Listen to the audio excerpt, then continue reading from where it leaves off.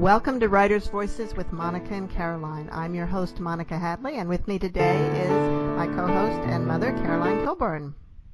And hello, everyone. It's another fairly nice fall day. It's not raining or snowing. a good day to think about good food. Oh my! And have we got a book for that? Goodness gracious! So, who is our guest today, Mom? Well, today is Lisa Joy Mitchell, and she's a busy public relations consultant. And she was drawn to the study of Ayurvedic cooking in 1998, when chronic health problems began taking center stage in her fast-paced life. On her road to wellness, she changed her diet and began an informal study with Ayurvedic physicians Dr. Vasant Lad and Ed Danaher in the United States and Dr. Smita Naram in India. She's now a wellness mentor and cooking instructor based in Raleigh, North Carolina. And this book is really something. I mean, it's just amazing. It isn't just recipes. It's the whole history in a way of Ayurvedic, and she explains it so well that, you know, people who've been doing this I think even people who've been cooking like this and following this should get this book. I really do. And the title is Sacred and Delicious Yes. Modern Ayurvedic Cookbook. Welcome to Writer's Voices, Lisa. Thank you so much for that introduction, Monica and Caroline. I so appreciate it, and I'm delighted to be here. And another thing I want to say about the book, it's a beautiful book, has lovely it is. photos, lovely cover, and a really nice feel to it. Uh-huh. Oh, yeah. Great. Thank you. Yeah, I had a great photographer, so it really made that food come to life, didn't it? It did. It did. Now, is this the first cookbook that you've written? It's the first book I've written, and yes, the first cookbook. And why did you decide to do this? Well, it's a bit of a story. I was a busy public relations professional, working on deadline all the time, and I was a little bit of a workaholic. And by the time I was in my early 40s, I really began having some fairly serious chronic health problems. And the short story is I found Ayurveda, and I really started to get better. The longer version of that is that my husband, who is a chiropractic physician, had been studying Ayurveda for quite some time, was always planning to have a full holistic practice, but he was not yet offering Ayurvedic treatments in his office, so he had some Ayurvedic herbs. And so when my health really started to spiral downward, and I was suffering a good bit, I couldn't digest anything and had some chronic pain, and that led to also some sleep disorder. He suggested that I go to the Ayurvedic Institute in in Albuquerque, New Mexico. And that's where I met Dr. Vasant Lad, who's one of the great educators in Ayurveda. And at the end of 5 days, I did a short detox program, which is, simple foods and colon cleansing. At the end of the 5 days, I really felt so much better. Plus, I was just so impressed with the whole atmosphere of the way that we were treated as patients, with so much respect and tenderness, and looking at us from the soul. When he looked into your eyes, I knew he was looking into my very being. And I thought, oh, this is the kind of health care that I really want. And so that was the very beginning. Well, that certainly explains your interest and your dedication to Ayurvedic cooking. But most people who go get Ayurvedic treatments don't end up writing a cookbook. Well, I should go a little further than that, shouldn't I? Well, so what happened was this. I started studying Ayurvedic cooking for myself, and of course Ayurveda comes out of India, and traditional Ayurvedic cuisine is Indian-style cuisine, though not really with the chilies, which is not part of traditional Ayurveda. But even so, after a few weeks of doing that kind of cooking at home, I grew up in the South. I grew up in a Jewish family. I'm used to American-style cuisines. And while I really wanted to embrace an Ayurvedic approach to diet day in and day out, I didn't want to eat Indian food. And no offense to my Indian friends. And so I decided to start really diving deeper, learning about the principles of balance of Ayurveda and understanding how different foods impact different people and that sort of thing, which we can go into later. And so I decided that I really could apply those same principles to all these different cuisines and even some comfort foods that I really love and enjoy.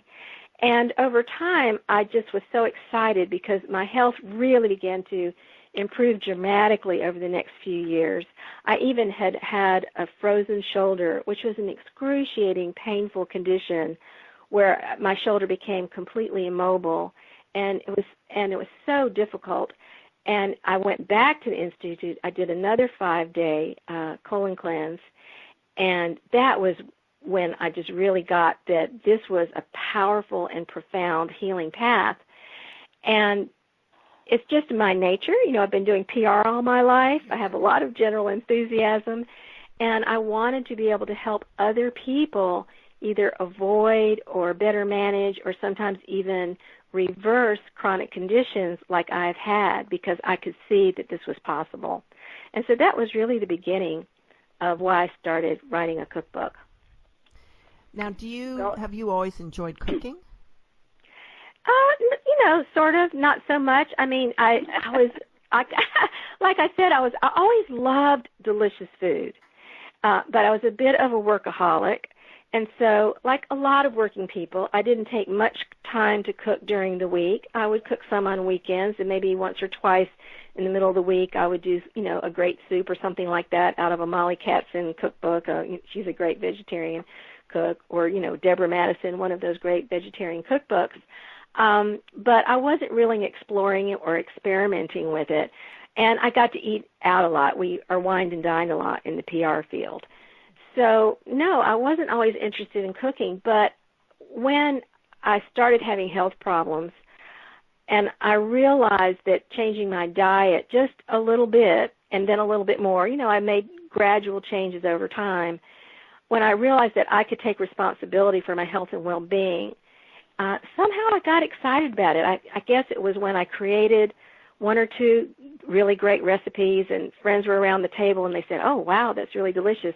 And I think even one of those friends said, "Why don't you write a cookbook?" Because it really hadn't occurred to me. But I just began to get excited about the creative process of creating new foods that are still so healthy but so delicious. Well, they certainly look delicious from the pictures, and I was interested in what you said too about how could every person possibly benefit from every new discovery that food science unveils. Exactly. That's one of the primary tenets of Ayurveda. In fact, I've heard in one of Dr. Law's lectures, when he says that this new thing comes out and everybody says everybody should eat X, and he says the real question is for whom? This is good for whom? Because as we know, as you probably know, because you're probably familiar with Ayurveda, Ayurveda really had first mind-body system, of types, a type system, a framework. And in that framework, you start to learn that there's certain foods that are good for one type, and there are other foods that might aggravate that type. And this framework is what I became fascinated with studying because it really helped me connect the dots between all my various health problems. In Western medicine, there's a tendency to just treat symptoms, not look at underlying causes as much as in the holistic practices of Ayurveda, Chinese medicine, naturopathy, and so forth. And so you're going to all these different doctors and taking all these different drugs, when Ayurveda would say, hey, let's stop for a minute and look at first the pulse, which will tell you a lot about your body, and see what the underlying cause is. What are the imbalances in your life and that are showing up in your body and in your mind and your emotions that are actually all linked by some of the same systems or patterns. Well, our bodies are so complex anyway. I mean, and each person is different. I mean, I think that's the secret. Each person is different. Each person is different. And I would also say that Ayurveda is actually a very complex, comprehensive medical and wellness system itself. Mm-hmm. But what I found out, because I can't study this full time, I've been doing a lot of other things, including taking care of my 91-year-old mom for several years. But if you only learn a few fundamental principles, just that little bit of knowledge, which is what I think I have, it's like a thimbleful of knowledge in this vast field of Ayurveda. But if we can just understand these 4 or 5 key principles, then we have the tools we need to assess our own health through this system, through this framework I've been talking about. And we also have the tools right there in my book and other books like mine to begin to eat differently so that we can begin to make a change. If someone's coming to Ayurveda with no knowledge about it, what is the first thing that you would tell them? Well, the first thing I would do is ask them a question: what are your wellness goals? And what kinds of health problems are you having that you want to address? That's the first thing that I would want to talk about, because I don't think we can throw the whole book of Ayurveda at people. If someone doesn't know anything about Ayurveda, what is it, sort of what's the basic foundation of it that makes it different from other systems? Oh, okay, great. Yeah. Yeah. So I think what Ayurveda is about balance. So there are 3 main types in Ayurveda that are about either mobility, metabolism, and structure that exist in all creation. All living creatures and all human beings have these patterns or principles, dynamic principles that are working in our body. And so we're looking to uncover what is the basic imbalance you're experiencing, and therefore how can we balance it. Now, the very best way to do that is if you can go to an Ayurvedic physician, someone who has practiced and can take your pulse. But if you can't do that, then Sacred and Delicious, and as I said, other books about Ayurveda will help you look at these types, which are called Vata, Pitta, and Kapha, to talk about, again, mobility and metabolism and structure. And then we can begin to develop a diet that will better support you. And I would say also, and just to finish answering your question, how is an Ayurvedic cookbook different from other cookbooks, as we're not saying that every food is good for everybody, as Caroline had said earlier on. But most people can eat most foods when they learn some of the tools of balance. So there are lots of ways of balancing the foods that are on your plate, because different people around your table may have some different needs. So, for instance, cruciferous vegetables, which are great for 2 of the types but not for the other, can be balanced because cruciferous vegetables tend to be a little bit cooling in nature, and they're a little bit bitter or astringent. So you can add something that's a counterbalance to them, so some fresh ginger, for instance, or lots of fresh ginger, or maybe something a little bit sweet with it. So you add some sweet potatoes or some sweet winter squash with it. And that dish becomes more balanced so that everybody can eat it, enjoy it well. One thing, when you mentioned that you've been taking care of your 91-year-old mother, have you introduced her to this way of eating? And if so, how has she responded? She really has been my biggest fan, and she went whole hog with it for a while. Many years ago, I think it was about 2004, she was diagnosed with breast cancer, and she had a mastectomy. And she was still living on her own then. She was independent. And she began eating a lot of khichdi because it was easy to make. She thought it was delicious. This is a dish that is made from a very simple lentil, a dal, is the Indian term for the the category of legumes called pulses. So it's a split mung bean that is so easy to digest with a little bit of basmati rice and vegetables. And she started eating that a lot, and she began actually to lose some weight. She was a little bit overweight. She was feeling better than she ever had for many years. You're listening to Writers' Voices with Monica and Caroline. Our guest today is Lisa Joy Mitchell, author of Sacred and Delicious, a Modern Ayurvedic Cookbook. Well, the thing is, of course, when we go into the grocery store, okay, we have the produce section, and a lot of grocery stores, this local one that we have here, does have an organic section. So that's good. But the majority of the things in the grocery store are processed foods. Right.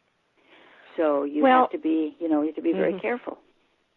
Yeah, you do have to have a lot of willingness. And I think, and that's different for everyone. For me, I was suffering enough that I was willing to make a change. And I did find out also that I am gluten intolerant. So that was hard for me to give up because I love bread, and I finally learned to bake. I have a gluten-free bread recipe in my book. But I don't eat bread very often anymore. It started to fall away from me. I think as you're eating a healthier and healthier diet that's fresh foods all the time, you start to notice a difference when you add the other stuff back in if you've been willing to give it up for a little while. And I would really recommend that listeners try that, to give up some processed foods more and more and eat fresh foods, because fresh foods are the foods that have high prana, or the vital life force that's in foods. That it's food that's alive. And processed foods are made to live on the shelf sometimes for years. That's right. And so it's really dead food. It has no prana, no vital force. So it doesn't support your body. It will keep you from dying, probably. If you were starving, you might have to eat some packaged food. But if you don't have to make that choice, you can be amazed how much better you'll feel without it. And fresh food is so much more delicious. Well, I'm also a gluten intolerant, and I it's interesting. Donuts don't even appeal to me anymore. Right, me too. Yeah. And I used to love a good donut, but I don't. Yeah, they do have gluten-free donuts. They do have gluten-free donuts now, and they have gluten-free most anything. Right. Pizza crust, and you can get a gluten-free pizza, and it tastes just like any other pizza, I think. I don't know. Yeah. I haven't had one for so long, but just keep telling yourself that, Mom. Well, I don't know. I mean, I never had a lot of pizza in the beginning. I've never been a great pizza fan, so I guess it doesn't make any difference. There are some times where the gluten-free is as good as the other, yes, but not too often. I would like to bet you, if you try some of my recipes, that you will think they're delicious. Every time I take them to any kind of event, people always say to me, and this was before a book was written with this title, I can't believe it's gluten-free. So they really are delicious. And what I'd like to say about my desserts is that they have nothing to do with traditional Ayurveda. That's one reason why my title, it says Modern Ayurveda. But, I live in the United States of America, and we are going to eat our chocolate chip cookies every once in a while, and we do want to bake a birthday cake for our beloved friends or family, and I certainly want a piece of chocolate cake on my birthday. So what I decided to do was to create healthier versions of those desserts. And in fact, if I can tell you and your listeners a little secret, the working title of my book when I first got started was Healthy Comfort Food. And I was using that. Yeah, I was using that for the first few years. I actually had a really amazing macaroni and cheese recipe in it at that time, which I did take out, but I might put on my blog sometime. And then anyway. Why did you take it out? Well, it just seems so not Ayurveda to me, all that cheese, Yeah. Cheese is really bad for pitta and kapha, and those types that we were talking about before. And I've stopped eating dairy for the most part myself. I find I feel better without it. So I took it out. But my point being that I started with healthy comfort food, and then a marketing whiz friend of mine said, "Do you have the .com?" And even though I used to be a marketing whiz myself, I hadn't gotten the .com. And so, I thought, oops, what am I going to do now? But I took it as an opportunity. I thought there must be something better for me. And I started brainstorming, and these words, sacred and delicious, kind of just floated up to my consciousness. And I thought, oh, that sounds beautiful. Mm-hmm. And I just saw it as an invitation to go in a different direction, but to go deeper and to explore my own sacred relationship with food. And that's why it took some more years to write the book, but it was well worth it. And it also took some more years for me to write the book when I became gluten-free, because before that I was baking just with spelt, which has gluten in it. I kept a couple of spelt breads in the book because not everybody has to be gluten-free, and they're really delicious recipes, but everything else in the book is gluten-free. Yeah, I like spelt bread quite a bit. Mm-hmm. It's one of my favorites. Oh, good. I think you'll like that. And fortunately, living here in Fairfield, I can get it at the grocery store, at our natural food store, made locally. Good. And it's made locally and made fresh. Yeah, it is good. Nice. So, as many of our listeners know, I am in Fairfield, Iowa. Mom's down the road in Mount Pleasant, Iowa. And we have an Ayurvedic clinic here called the Raj. Oh, yes, I've heard of the Raj. It's famous, and I'm sorry I haven't been there yet, but I hope to go there one day. Oh, we hope you come. But you do have some connection with Fairfield, I understand. Yeah, my husband spent a year or two there. This was before I met him. He did a master's in education there at the university, Maharishi University. Wow. Has he ever come back to visit? No, but we're planning a trip probably sometime in 2019. His best friend who initiated him in transcendental meditation back when he was in college lives in Fairfield, Iowa again. So we've been planning a trip there. So, yes, so many people in this community at least try and follow an Ayurvedic diet and are certainly interested in it. One thing I really like about your book is that you're not rigid about it. True. I mean, after all, I have some desserts in it. Right. Yeah. But even things like, I hear all the time people don't, tomatoes are bad. But what do you say about tomatoes in your book?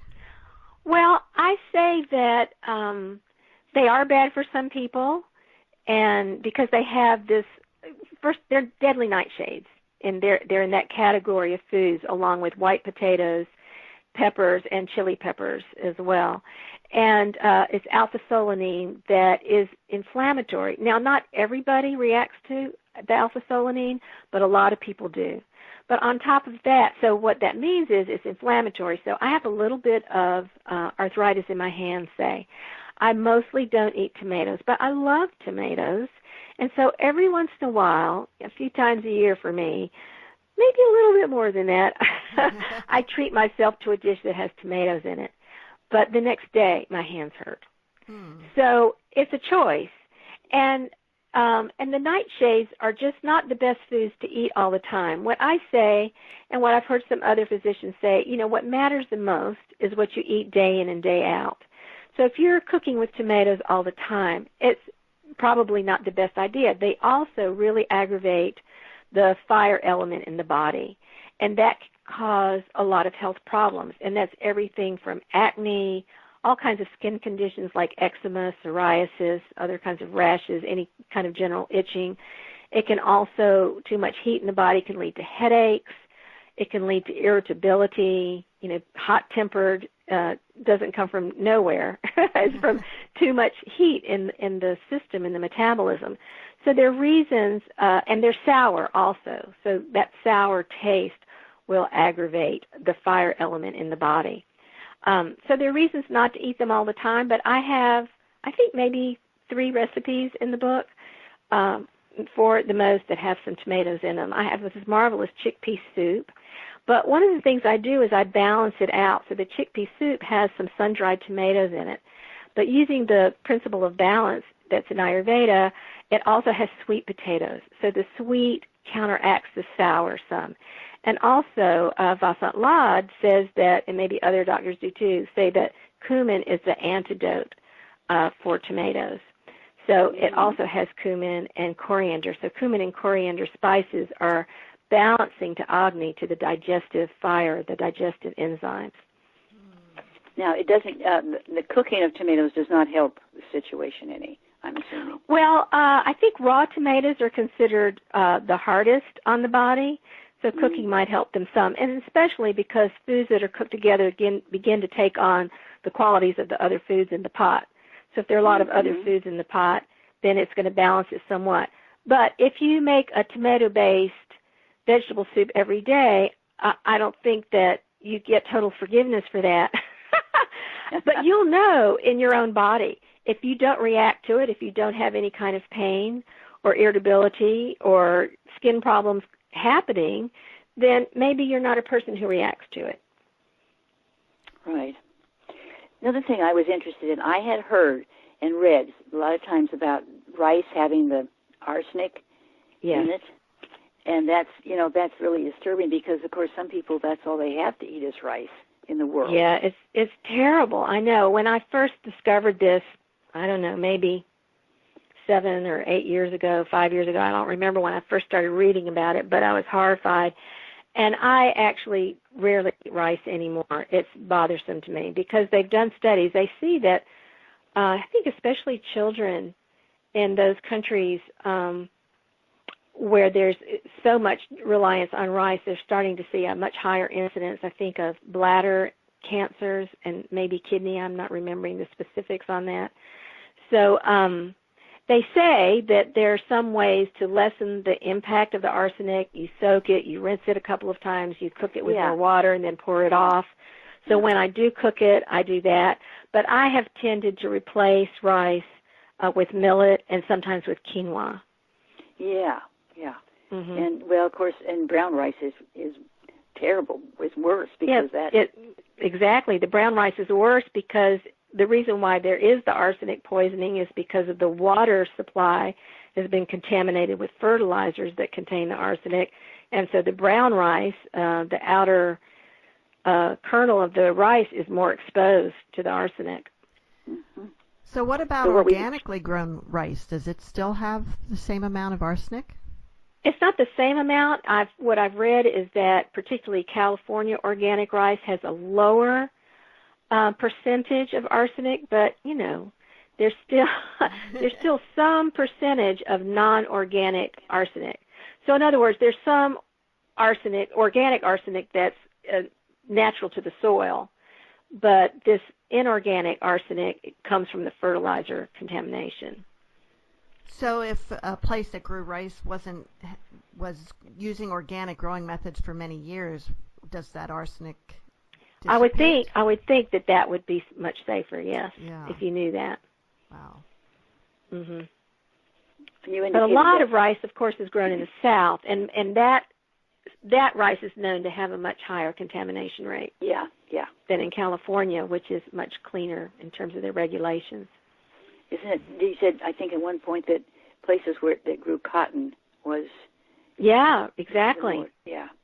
Right where I grew up. Wow. Yeah, it's sad. Well, you can learn an awful lot if you read and believe. But it's like you say in one place here, there's a lot of false things that go out over the air too, and people tend to believe them. And how do you know? Well, you have to have a book like this to figure it out. Well, I think one of the things that is great about Ayurveda, I mean, there are lots of fad diets out there, and some of them probably are very meaningful and really help people.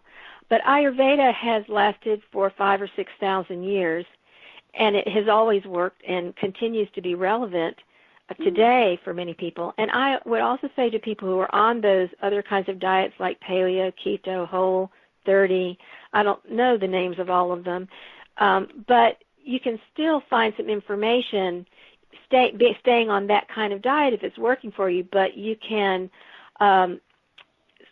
supplement that knowledge by understanding which vegetables, which fruits, which meats, so forth, work for your type versus those that don't. And really, the best way to tell is how things make you feel. Exactly. And I say that again and again in my book. And it's, the first thing I think people need to do if they're going to start to follow an Ayurvedic diet and haven't before is see if they can first start to cut out some of the packaged and processed foods, refined foods, as we talked about. And then maybe just start seeing a little bit at a time how you feel making individual choices. I have a plan, I think, at the back, towards the end of the front part of the book, where I talk about taking things a step at a time and not, some people can go cold turkey and give everything up at once. But I don't like to emphasize too much about what we have to give up. I really prefer to emphasize all the delicious food you can still eat on an Ayurvedic diet every day. Well, I just want to mention the names of some of your recipes because they sound so enticing. Like soups, broccoli soup with almond butter. Oh, my God. That's one of my, I'm sorry, I'm interrupting you. But that is probably my very favorite recipe in the whole book. And when I'm having company over for the first time, I usually serve that dish because it's really simple to make. It's very rich, so it's very filling, and it just is divine. And it was a divine inspiration. Squash soup with glazed pecan garnish. Yeah, very nice. Chickpea soup with sun-dried tomatoes and olives that we talked about before. Yep. Broccoli with caramelized onion masala. Tell me a little bit about that one. Yeah, that one's a little bit more of a traditional Indian-style dish and has some Indian-style spices in it. I haven't made it very recently, but my memory of it is that you make what's called a tarka, so these are sizzling spices that you add to the end. And I think that is one of the recipes that has some tomatoes in it, doesn't it? So it starts with some caramelized onions and then some cooked tomatoes, and you add the broccoli. You cook the broccoli till it's just tender. Then you add this sizzling tarka on top with mustard seeds, cumin, coriander, turmeric, I'm sure. I can't remember quite else what's in it. But it is really divine, and it is wonderful over something like quinoa or millet or, yes, even rice. How about the stuffed chard with black-eyed pea pate? Oh, that is a special occasion recipe. It's one of the 2 or 3 recipes in the book that I call a project recipe. Takes a few hours to cook, so you need an afternoon to do it. And I think I first made it on a Valentine's Day. I like to create new dishes on Valentine's to surprise my husband. And so I start with, I roast some winter squash, and while that's roasting, I cook the black-eyed peas, which is a very southern dish, but of course it's a great vegetarian legume. And once they're cooked, while they're cooking, I'm sizzling some onions and caramelizing them. Maybe I had put a little bit of white wine in that until the wine cooked off. And then I mix the beans with cumin and coriander, ginger and garlic. So these are, and probably a little asafoetida if I have some around. Some people pronounce it asafoetida, and or hing. This is a spice that helps digest hard beans. And so then I mash it, and that's why I call it a pate. I then cook some chard leaves, dip them in the boiling water, pull them out, and then I roll them up. I dry them off, and I put in a layer of the pate, a layer of some mashed squash mashed with just salt and ghee. I roll it up, and the final step is I make a shiitake mushroom sauce, which is not vegan, though you can make it vegan, but I make it with almond milk. And I make fresh almond milk every day. My husband bought a Vitamix maybe 15 or 20 years ago, and I thought, oh, one more thing, but I love that one more thing. It takes about 5 minutes to make fresh almond milk, and once you've tasted fresh almond milk, you'll never want to have any out of a box anymore. It's just so pure, none of those gums and guar gum and that sort of thing in it, preservatives. And so it tastes like milk. And so I make the shiitake mushroom sauce with the almond milk and pour it over these baked stuffed chard leaves. Oh, my. You're listening to Writers' Voices with Monica and Caroline, and our guest today is Lisa Joy Mitchell, author of Sacred and Delicious, a modern Ayurvedic cookbook. Lisa, would you like to read a little bit from the introductory section of the book? Oh, sure. Great. Let me pull that page open. This reading that I'm going to share with you, we've talked a lot about food and some about Ayurveda, but we haven't talked about the part, the sacred in the title of Sacred and Delicious. And I did mention that I saw that title as an exploration of my sacred relationship with food. So this is what I'll read for you. Ayurveda recognizes that food is necessary not only to sustain life, but also to maintain an optimal quality of life so that we can perform our dharma, our life's purpose. Ayurveda recognizes food as energy, not just fuel, mind you, but as an expression of divine consciousness, the living power of creation. In other words, food does not only come from God, food is the energy of God.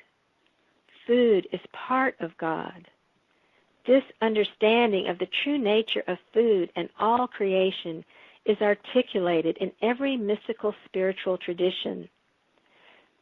As my friend Rabbi Rachel Jurovic says, it's all God stuff. Once we acknowledge our sustenance as divine energy, we give ourselves an opportunity to engage in a new relationship with food.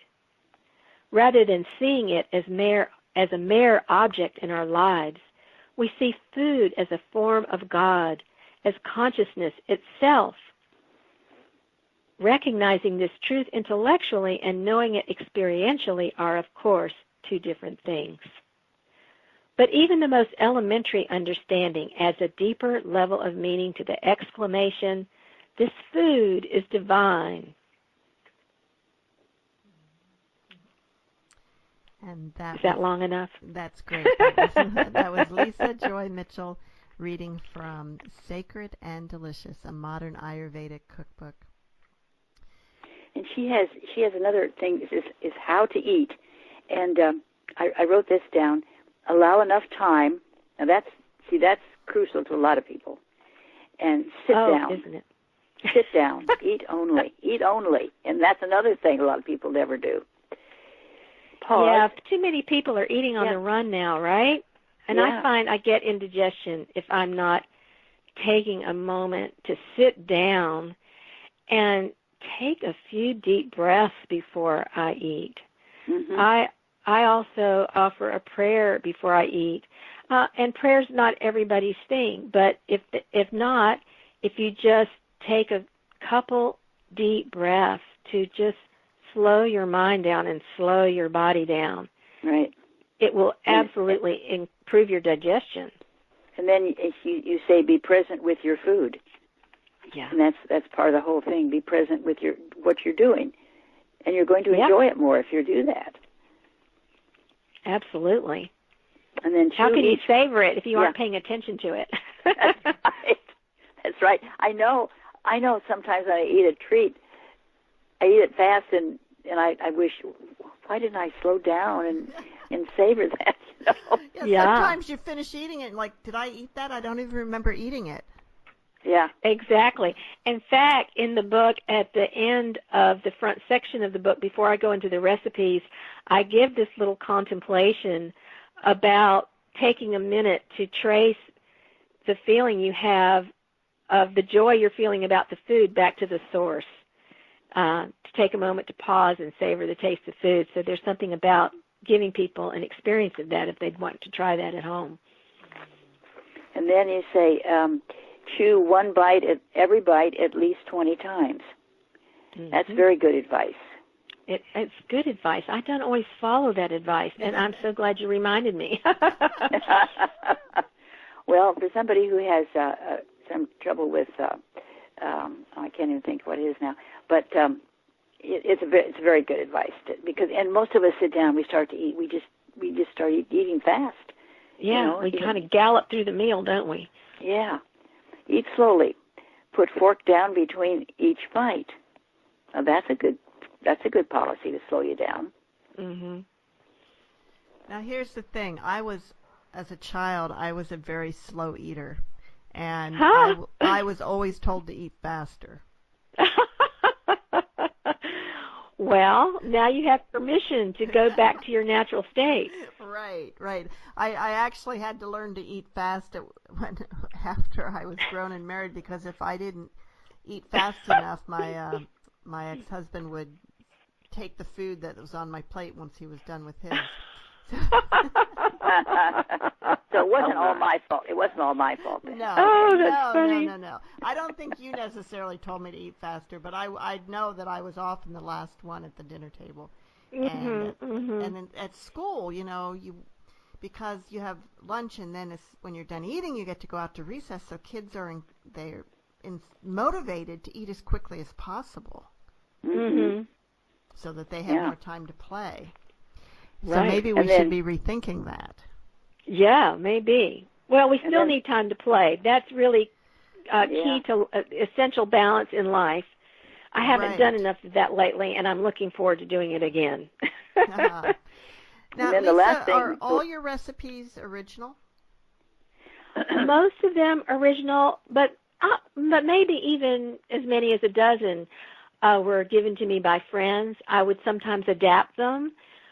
Some, just my general friend pool, American friends, I would adapt them so that they fit the Ayurvedic model better, or, made them gluten-free, or took the cheese out, or something like that. So I've adapted a number of recipes, and the Indian recipes have learned all of those from friends, and just maybe adapted them just a little bit, in terms of the spices that I like best, and I never use the chilies. I always tell this story. There's a friend at our table named Hari who said he never tasted the taste of tur dal till he ate it at my table, because they use so many chilies in most Indian households nowadays that you couldn't taste the actual flavor of the lentil.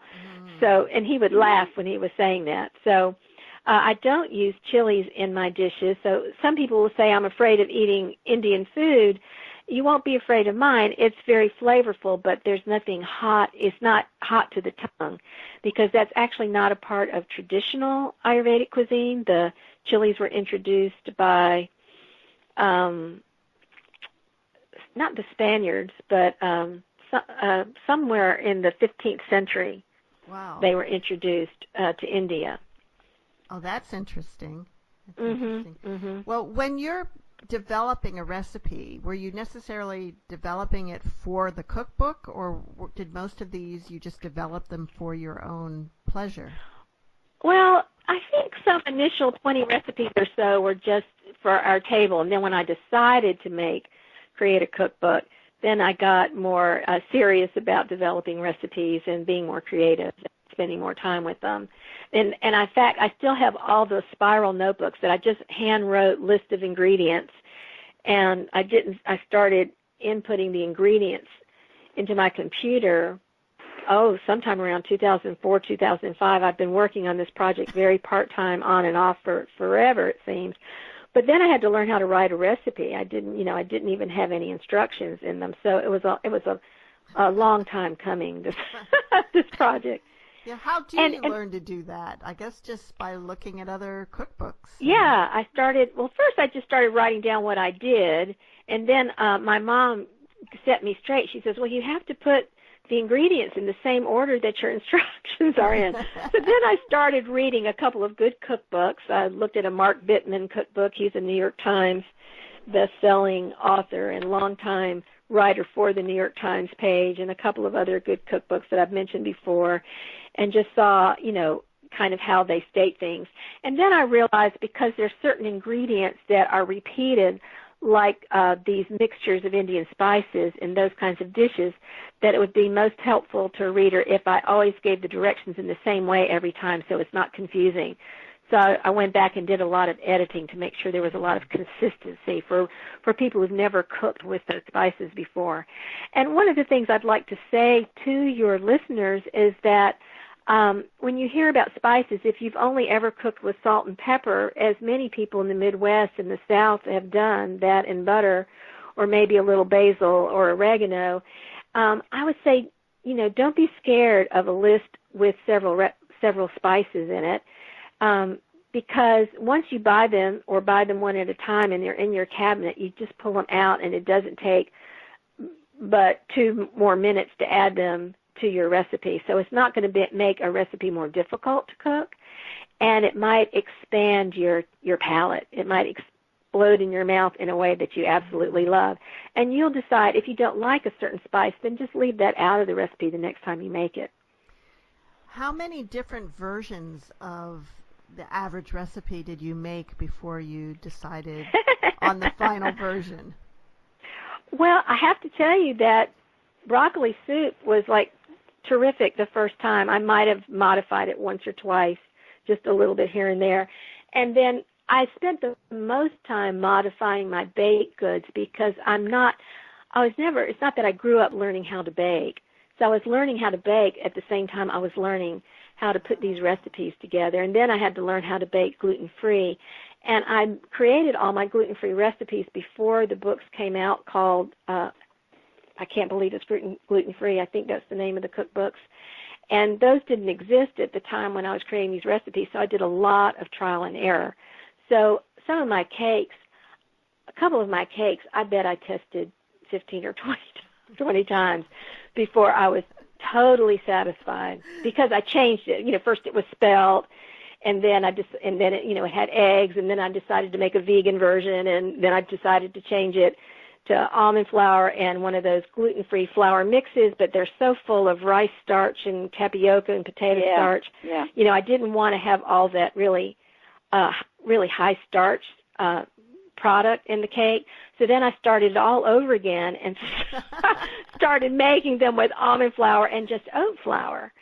And most of them worked, but a couple of them just didn't hold their structure well enough. So then I did it a third and a third. So it was almond, oat, and then some of the King Arthur gluten-free mix, which is what holds them together the best. Oh, interesting. Well, I guess it's good that it was the baked goods that you had to make over and over again, because your family isn't going to say, oh, chocolate cake again. Oh, yeah. Well, my husband was just jumping for joy. I'll tell you that. He loved this whole project more than anybody because, he got to taste all the good ones. And there were only a few flops. I've had a few flops every now and again. But most of them turned out at least well enough that I was willing to try them again a second time. And I would love to tell you, if I can, about the holiday recipes, because they're particularly delicious, and they're traditional American-style Thanksgiving recipe sides, sans turkey, since it's a vegetarian cookbook. But for instance, there's a sweet potato that is just beyond the beyond. It's baked sweet potatoes topped with 1.5 pounds of pecans, as we say in the South. And I glaze those pecans in coconut sugar and salt and cinnamon and ghee. That's all there is. But it's 1.5 pounds of them on top of about a dozen potatoes. And then I bake them to reheat them. And everybody talks about those potatoes. They ask for them every single year. I'll bet. All right. What else do you serve for holiday? Well, I do all the traditional sides. So I do a dressing, and I make it gluten-free. So sometimes I make it with cornbread. Now that I've developed gluten-free bread, if I'm in the mood to bake that, I'll do that first. And, of course, you could use a gluten-free commercial bread. And then I use the traditional spices, parsley, sage, rosemary, and thyme. I also have a little hidden cumin and coriander there. I use a little cumin and coriander in almost everything because I think it gives this added oomph to any vegetarian food. You don't necessarily taste it because you taste all the parsley, sage, rosemary, and thyme, but it also gives that added depth of flavor that you don't get when you're not eating meat. And it also balances enzymes in your body as you're eating cumin and coriander. Then I add shiitake mushrooms and some walnuts, homemade stock, bake it for a nice long time, and it's really delicious. I do make a fresh cranberry salad. I think it's got pineapple and apples and celery in it and walnuts and fresh cranberries, a little bit of coconut sugar. I never use any refined sugar because it's so inflammatory. But coconut sugar, I think, is so much more delicious also in baked goods. I much prefer cookies baked with coconut sugar than white sugar. And because it's just a much richer flavor. And so, anyway, I was back to the cranberry salad. All of a sudden, I'm thinking about chocolate chip cookies. Oh yeah, the pictures of chocolate chip cookies. Oh my God. And then I'll make to finish out Thanksgiving. I'll usually make a savory tofu dish with some spices, some ginger, garlic, maybe a little bit of cumin, coriander, and vinegar, balsamic vinegar, and bake that. And then I do a very simple, what I call elegant green beans made with leeks, sautéed. And this is one of the only dishes I use dry basil instead of fresh. I just love the taste of it. And I mix it up with Bragg's, which is a gluten-free soy sauce.